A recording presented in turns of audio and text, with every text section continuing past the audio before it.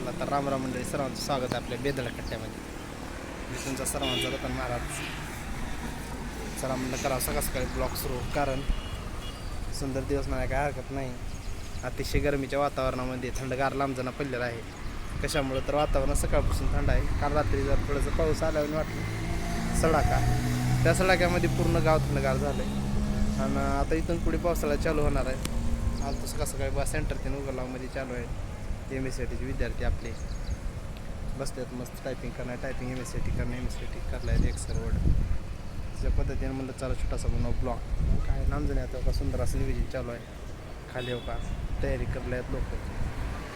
सुंदर असं तुम्ही पाहू शकता. पावसाच्या अगोदरच पूर्ण एकदम टकाटक साफसफाई चालू आहे.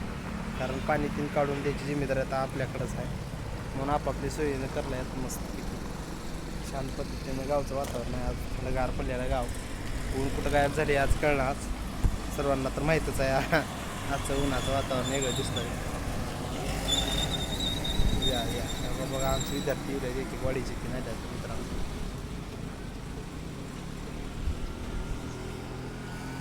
अशा पद्धतीनं अतिशय छान वातावरण आपलं आजचं आहे. फ्रेश वाटलेलं एकदम मस्त.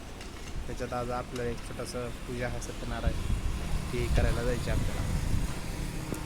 पाहू शकता या ठिकाणी आपले विद्यार्थी येत आहेत सार्थक. तर अतिशय सुंदर असं वातावरण आपल्या लांबजण नगरीमध्ये आहे. चल रे बस.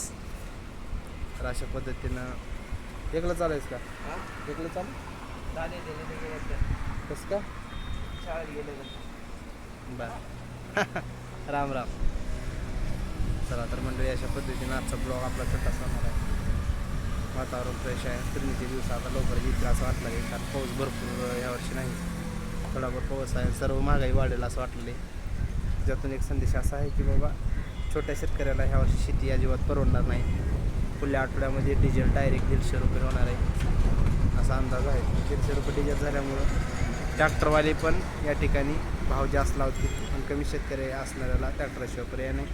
त्यामुळे त्यांनाही परवडणार नाही. त्याच्यामुळे सांगतो जास्त काय लावत बसू नका. एक कोणतं तर पीक घालून निवांत राहा. चला तर राम राम मंडळी. तसा आपला छोटासा ब्लॉग नाही.